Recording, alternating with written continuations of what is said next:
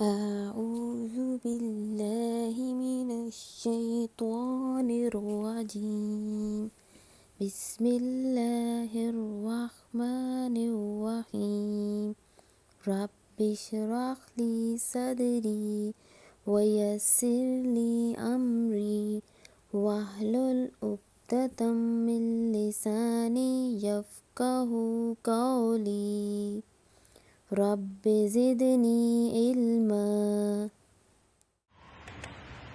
अस्सलामुअलैकुम dear student. आज जो टॉपिक हमने कवर करना है वो है हमारे पास टाइप्स ऑफ मैट्रिसेस। सबसे पहली टाइप है हमारे पास रो मैट्रिक्स। रो मैट्रिक्स उस मैट्रिक्स को बोलते हैं जिसमें हमारे पास सिर्फ एक ही रो हो।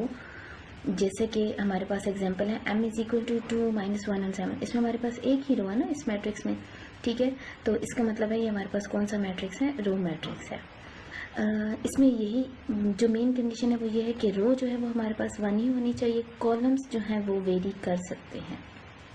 उसके बाद जो कॉलम मैट्रिक्स है इसके नाम से जाहिर है कि इसमें भी क्या होगा कि ऐसा मैट्रिक्स जिसमें सिर्फ एक ही कॉलम हो उसको हम बोलेंगे कि वो हमारे पास कौन सा मैट्रिक्स है, कॉलम मैट्रिक्स है। इसमें भी यही रिस्ट्रिक्शन है कि कॉलम जो है वो एक ही होना चाहिए, लेकिन उसकी जो नंबर ऑफ रोज हैं वो चेंज भी हो सकती हैं, ठीक है। आप ये एग्जांपल दे सकते हैं, जैसे m इज इक्वल टू 1 0, इसमें हमारे पास 2 रोज हैं और एक ही कॉलम है। इसी तरह n में भी हमारे पास 3 रोज हैं और एक कॉलम है, तो ये हमारे पास कॉलम मैट्रिक्स होगा। थर्ड है हमारे पास रेक्टेंगुलर मैट्रिक्स, यानी कि ऐसे मैट्रिक्स जिसमें नंबर ऑफ रोज और नंबर ऑफ कॉलम्स आपस में इक्वल ना हो, चेंज हो, तो उनको हम बोलेंगे कि वो हमारे पास कौन सा मैट्रिक्स है, रेक्टेंगुलर मैट्रिक्स। जैसे हमारे पास एग्जांपल है ए मैट्रिक्स है, इसमें 3 रोज हैं और 2 कॉलम्स हैं, ठीक है। तो इसकी नंबर ऑफ रोज और नंबर ऑफ कॉलम सेम नहीं है ना, तो ये हमारे पास कौन सा मैट्रिक्स हो जाएगा, रेक्टेंगुलर मैट्रिक्स। उसके बाद हमारे पास स्क्वायर मैट्रिक्स। जैसे हमारे पास स्क्वायर जो शेप होती है उसमें क्या होता है कि सारी साइड्स इक्वल होती है ना, तो इसका मतलब है ऐसा मैट्रिक्स जिसमें नंबर ऑफ रोज और नंबर ऑफ कॉलम्स इक्वल हो, then that matrix is known as square matrix. आप ये ए वाली एग्जांपल देख सकते हैं। इसमें हमारे पास क्या है, 2 रोज हैं और 2 ही कॉलम्स है, तो ये हमारे पास स्क्वायर मैट्रिक्स हो जाएगा। इसमें हमारे पास 3 रोज हैं और 3 कॉलम्स हैं, तो ये भी हमारे पास कौन सा मैट्रिक्स हो जाएगा, स्क्वायर मैट्रिक्स। उसके बाद जो नंबर 5 है वो हमारे पास है नल और जीरो मैट्रिक्स। इसके नाम से ही जाहिर है, यानी ऐसा मैट्रिक्स जिसमें जो सारी एंट्रीज हैं वो क्या होनी चाहिए, जीरो होनी चाहिए। उसका ऑर्डर जो है वो मैटर नहीं करता, ठीक है। मतलब 1 रो है, 2 कॉलम्स हैं, या 2 रोज हैं 2 कॉलम्स हैं, तो जो मेन चीज़ है वो इसमें क्या है कि इसकी जो एंट्रीज हैं वो क्या होनी चाहिए, जीरो होनी चाहिए। उसके बाद नंबर 6 है हमारे पास transpose of a matrix. Transpose का क्या मतलब होता है कि जब आप रोज को कॉलम्स में और कॉलम को रोज में चेंज करते हैं, then that matrix is known as transpose of a matrix. इसको हम डिनोट करते हैं ए, ए मतलब जो आपके मैट्रिक्स का नेम होगा, ठीक है, और उसके ऊपर हम छोटा सा टी लिखते हैं। छोटा सा जो टी लिखते हैं उससे स्टैंड फॉर यानी कि ट्रांसपोज, ठीक है। जैसे हमारे पास ए मैट्रिक्स है ये, ठीक है, दिस वन, और ए ट्रांसपोज जो है वो क्या है, जैसे हमारे पास फर्स्ट रो है 1 2 3, उसको हमने क्या बना दिया, कॉलम बना दिया 1 2 3। इसी तरह जो सेकंड रो है 2 1 0, उसको हमने सेकंड कॉलम बना दिया है 2 1 0, और जो हमारे पास थर्ड रो है उसको हमने थर्ड कॉलम बना दिया है, ठीक है। इसी तरह से हमारे पास नीचे वाली एग्जाम्पल में भी हो रहा है, ठीक है। लाजमी आपने मैट्रिक्स के साथ ऊपर एक्सपोनेंट में हमने टी लिखना है छोटा सा। उस टी से क्या मुराद होगा कि वो हमारे पास क्या है, उसका मैट्रिक्स का ट्रांसपोज है। डेफिनेटली फिर ऑर्डर आपके पास चेंज हो जाएगा ना। जैसे इसमें इसका जब आप ट्रांसपोज देंगे, ये पहले हमारे पास सी वाला मैट्रिक्स है 0 1, इसमें 1 रो है और 2 कॉलम है, लेकिन जब आप इसका ट्रांसपोज लेंगे तो आपके पास 2 रोज और 1 कॉलम हो जाएगा। डेफिनेटली फिर चेंज हो जाएंगे ना ऑर्डर्स। अच्छा, उसके बाद है हमारे पास number 7 negative of a matrix. Negative of a matrix का क्या मतलब है कि यानी जो मैट्रिक्स होगा आपने उसका नेगेटिव फाइंड आउट करना है। नेगेटिव मीन कि आपने उस मैट्रिक्स से पहले नेगेटिव का साइन लगाना है। तो जब भी हम नेगेटिव का साइन लगाते हैं तो जो ब्रैकेट के अंदर वैल्यूज होती हैं वो हमारे पास उनके जो साइन है वो चेंज हो जाते हैं। जैसे आपके पास if A is equal to this, ठीक है, ये हमारे पास एक मैट्रिक्स है, इसका जब हम माइनस ए फाइंड आउट करेंगे तो ये हमारे पास +1 था, ये हो जाएगा -1, ये -2 है तो ये हो जाएगा +2, इसी तरह 3 + 3 है तो ये हो जाएगा -3, और ये हमारे पास 4 है तो ये हो जाएगा -4। उसके बाद है हमारे पास सिमेट्रिक मैट्रिक्स। सिमेट्रिक मैट्रिक्स में क्या होता है कि आपके पास एक कंडीशन है वो फुलफिल होनी चाहिए, ठीक है, कि हमारे पास कंडीशन है A transpose is equal to A। कहने का क्या मतलब है कि जब आपके पास एक मैट्रिक्स है आप उसका ट्रांसपोज लें तो भी वो वही आए जो कि वो मैट्रिक्स ओरिजिनल था, ठीक है। ये हम एग्जांपल से देखते हैं। यहाँ पर हमारे पास एक M मैट्रिक्स दिया हुआ है, ठीक है, ये स्क्वायर मैट्रिक्स है क्योंकि इसमें नंबर ऑफ रोज और नंबर ऑफ कॉलम सेम है ना।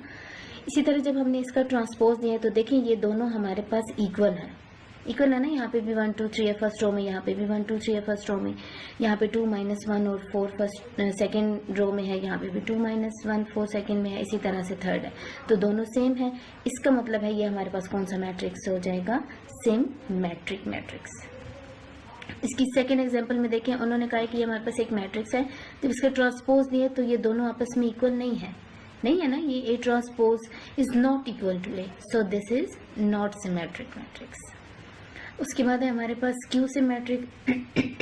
स्क्यू सिमेट्रिक में भी हमारे पास एक कंडीशन है कि अगर एक मैट्रिक्स आपके पास है, आप उसका ट्रांसपोज लेते हैं तो वो किसके इक्वल होना चाहिए, जिस मैट्रिक्स का आपने ट्रांसपोज दिया है उसको मल्टीप्लाई किया जाए अगर माइनस के साथ, तो वो दोनों लेफ्ट हैंड साइड और राइट हैंड साइड आपस में इक्वल हो जाती हैं। कैसे इक्वल हो जाती हैं, जैसे आपके पास ये जो है वो एक मैट्रिक्स है, ठीक है, आपने इसका ट्रांसपोज दिया तो ये वाली वैल्यू आई।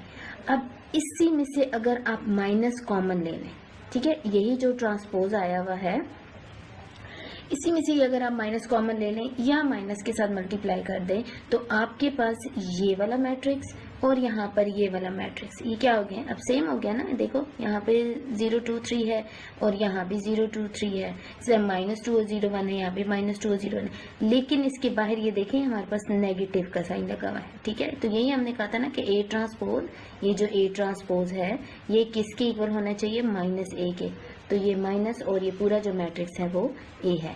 अगर ये दोनों साइड सेम हो जाएंगी, इक्वल हैं, तो इसका मतलब है कि हमारे पास क्यू सिमेट्रिक है।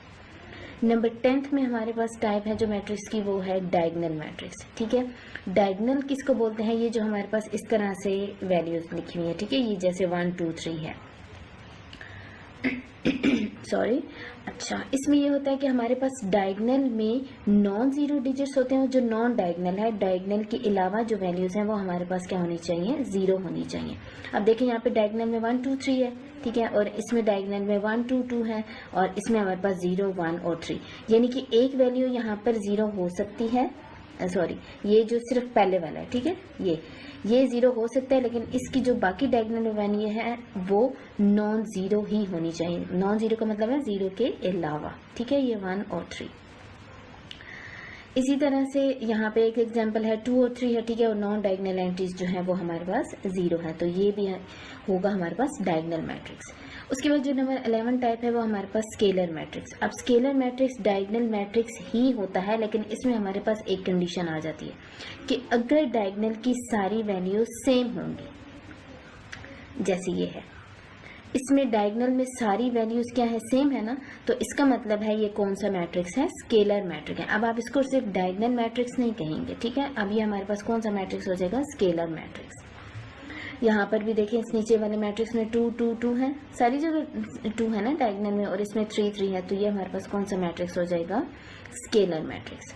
उसके बाद जो लास्ट टाइप है हमारे पास मैट्रिक्स की, वो है आइडेंटिटी मैट्रिक्स।